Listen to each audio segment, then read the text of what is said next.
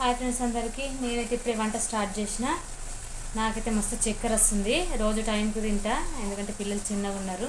నా పిల్లలు పుట్టిన నుంచి అయితే టైంకి తినడం అదే అలవాటు అయిపోయింది.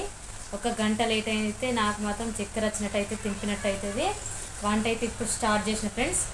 ఈరోజు అయితే నాకు బాగా కోపం వస్తున్నది, అలాగే ఎందుకో మనసు ప్రశాంతంగా అయితే లేదు ఫ్రెండ్స్. ఎందుకంటే మీరు నా ఫ్యామిలీ కాబట్టి చెప్తున్నా, తప్పుగా అనుకోకండి. అయినా కూడా పని అయితే తప్పదు, వెనక ముందు అయితే వంట చేయాల్సిందే. ఎందుకంటే చాలా రోజుల తర్వాత మా ఆయన అయితే మటన్ తీసుకొచ్చిండు.